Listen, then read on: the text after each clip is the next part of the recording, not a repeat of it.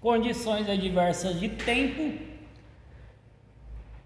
Fenômenos climáticos podem interferir na segurança do trânsito, alterando as condições da via, diminuindo a capacidade visual do condutor e modificando padrões de condução e comportamento dos veículos, como a aderência dos pneus e a instabilidade. As condições de mau tempo podem se agravar a ponto de impedir o deslocamento seguro. As principais são chuva, granizo e neblina. Condições como vento, frio e calor também podem comprometer a segurança quando em excesso. A neve não é frequente no Brasil, mas quem trafega nos países do Mercosul, como Argentina e Chile, deve estar preparado para dirigir sob essa condição adversa. Cai em teste assim, são condições adversas de tempo. Então escrevam ali do lado: chuva, neblina, cerração, granizo, aquaplanagem, enchente, vento e fumaça. Esses são os 8 tipos de condições adversas de tempo. A gente vai falar sobre todos eles e vai ver como enfrentá-los e como evitá-los. Então, assim, vai ver várias situações desse modelo, como enfrentar eles, o porquê de evitar. Vai ter situações de quando você passar por essa condição adversa, o que você deve fazer. A condição adversa de chuva reduz a visibilidade, diminui a aderência dos pneus ao solo, principalmente em curvas, aumenta consideravelmente o espaço percorrido em frenagens e dificulta a manobra de emergência. O início da chuva torna a pista ainda mais escorregadia, devido à mistura de água com pó e outros resíduos. Grifem aqui agora, ó. Quando for inevitável dirigir sob chuva, os condutores em geral devem observar os seguintes pontos. Grifem esses 6 pontos: redobrar a atenção, reduzir a velocidade, aumentar a distância dos demais veículos, redobrar o cuidado em curvas e frenagens, manter acesa a luz baixa, o farol baixo, e escrevam na frente, ou pelo menos luz de posição. Ou pelo menos luz de posição. E o último ponto, evitar passar sobre poças ou lugares com acúmulo de água. Página 59. Para condutores de automóveis e demais veículos de 4 rodas, manter as palhetas do limpador de para-brisas em bom estado. Cai em teste sobre as palhetas do limpador, na verdade sobre o limpador de para-brisa, cai em teste, ele é um equipamento obrigatório e as palhetas devem ser trocadas, é recomendado pelo fabricante a troca das palhetas a cada 12 meses.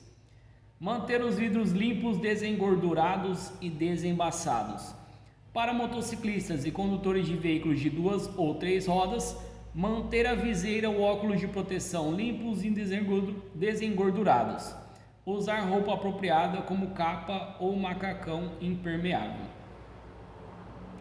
Durante ou após as chuvas, a água acumulada sobre a pista pode provocar situações especiais de perigo. Trata-se da aquaplanagem ou hidroplanagem, fenômeno no qual os pneus não conseguem remover a lâmina de água e literalmente perdem o contato com a pista. Então, se querer grifar, cai em teste. Aquaplanagem e hidroplanagem é condição adversa de tempo. Grifem essa primeira linha e os 3 pontos.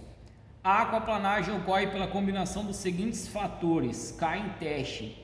Quais são os fatores que provocam ali a aquaplanagem?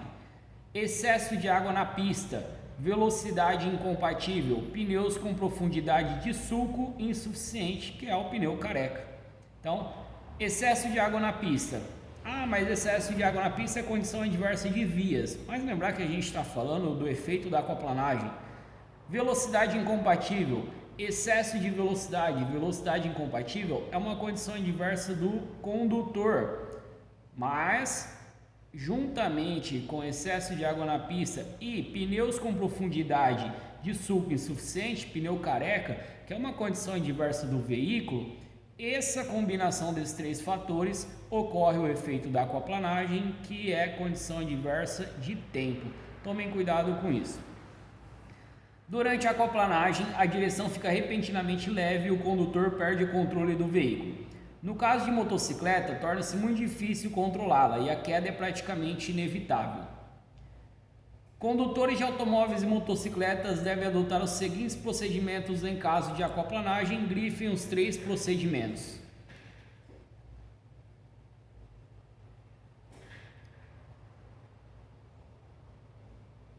Segurar firmemente o volante ou guidão, sem virá-lo. Rodas dianteiras viradas para um dos lados podem levar ao capotamento quando a aderência voltar a existir entre os pneus da pista.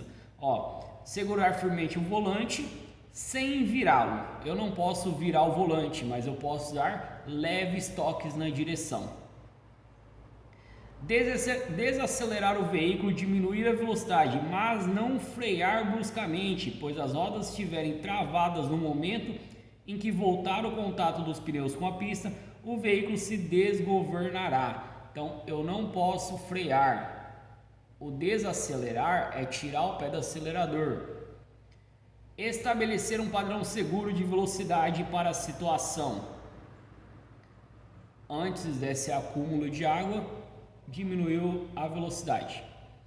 É dever do proprietário do veículo trocar os pneus sempre que a profundidade, grifem aqui, dos sulcos atingir 1,6 mm. Adiar a hora da troca é uma economia que não vale a pena. Sulcos abaixo de 1,6 mm é condição adversa de veículo que se torna o pneu careca.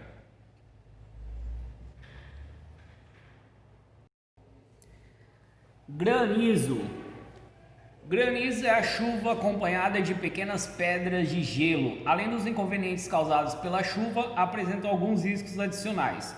O barulho causado pelo granizo pode assustar pessoas desavisadas ou inexperientes, levando-os a comportamentos imprevisíveis que podem causar acidentes. Durante a ocorrência de granizo, a visibilidade é ainda menor. Quando muito forte, pode danificar a pintura e lataria do veículo, além do risco de quebrar faróis e para-brisas ou ferir o motociclista e seu passageiro. Página 60. Grifem aqui as 2 linhas e os 3 pontos. As principais recomendações em caso de queda de granizo, além dos procedimentos já vistos para a chuva, são as seguintes: trafegar em velocidade compatível com a situação, que deve ser reduzir a velocidade. Parar somente em locais seguros para evitar acidentes com os demais veículos. Não é parar em qualquer lugar, é somente em local seguro. Sempre que possível, motociclistas devem procurar um local coberto. Quebra de para-brisas em automóveis poderá ocasionar as seguintes situações: se o vidro for do tipo laminado utilizado atualmente pelos fabricantes, ocorrerão apenas rachaduras, sem desprendimento de estilhaços. Não haverá perda total da visibilidade. Se o vidro for do tipo temperado, todo o para-brisa irá trincar em milhares de pequenos pedaços, impossibilitando a visão. Nesse caso, é preciso agir rápido, diminua a velocidade, sinalize, pare em local seguro. Se é inevitável dirigir seu para-brisa, conserve as janelas do veículo fechadas e se impede a entrada excessiva de ar. Conduzir sob neblina exige muito cuidado e experiência. Acidentes que ocorrem nessa condição adversa normalmente são gravíssimos e podem envolver diversos veículos, engavetamentos, neblina ou cerração, pessoal. E depois a gente vai falar da fumaça, que é praticamente ali a mesma situação. Os cuidados são praticamente os mesmos. Nas estradas, os 3 horários sujeitos à neblina podem e devem ser evitados com o correto planejamento da viagem. Sob neblina devemos tomar as seguintes precauções. Pode grifar essas 3 linhas e esses 7 pontos. Redobrar a atenção, reduzir a velocidade mantendo o ritmo constante, sem acelerações ou reduções bruscas. Manter o farol baixo aceso, mesmo de dia, lembrando, ou pelo menos luz de posição. Pode escrever aqui na frente, ou pelo menos luz de posição. Não usar luz alta, pois ela piora a visibilidade. Parar somente em pistas como acostamento com acostamento ou em locais seguros. Em pistas sem acostamento é preferível seguir em frente, com cuidado. Grifem esse último ponto também. Em paradas de emergência deve sinalizar a pista e manter o pisca-alerta ligado. E grifem esse atenção. O pisca-alerta não deve ser usado com o veículo em movimento, exceto em situações de emergência. Grifem ali que é importante, o uso do pisca-alerta somente imobilizado, nunca em movimento, exceto em situações de emergência. Eu já vou comentar, esperar um pouquinho mais para acabar essa condição adversa de tempo. Eu vou comentar algumas situações que vocês vão eliminar algumas perguntas que caem em teste sobre condições adversas de tempo. Então algumas dicas eu estou passando aqui, mas são 5 detalhes básicos que vocês conseguem eliminar muita questão. Fumaça. A ocorrência de fumaça na pista não é uma situação climática, mas provoca falta de visibilidade semelhante à causada pela neblina, com algumas diferenças importantes. A fumaça geralmente ocorre de maneira bem localizada. O problema é que não se sabe o que encontraremos dentro dela, nem qual é a sua extensão. Deve-se evitar sempre que possível trafegar sob fumaça densa. Além disso, a fumaça pode provocar irritação nos olhos do condutor e problemas de respiração, como tosse ou sufocação, principalmente nos motociclistas, que estão sempre mais expostos. Grifem as 2 linhas e os 4 pontos. Quando for inevitável trafegar sob fumaça, deve-se observar os seguintes procedimentos: diminuir a velocidade antes de entrar na nuvem de fumaça. No caso de automóveis, fechar todos os vidros. Não parar. Uma vez dentro da cortina de fumaça, é melhor sair do outro lado. Nunca frear bruscamente, pois os veículos de trás também estarão com pouca visibilidade.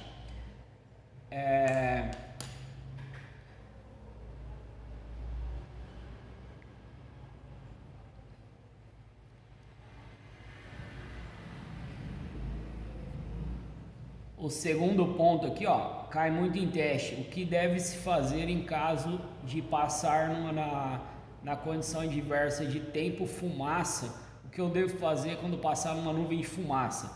Fechar todos os vidros. Cai muito em teste sobre isso. Então, as dicas básicas que eu falei para vocês podem usar para condição adversa de tempo ou muitas condições adversas. Diminuir a velocidade, que é o reduzir a velocidade. Prestar mais atenção é a segunda.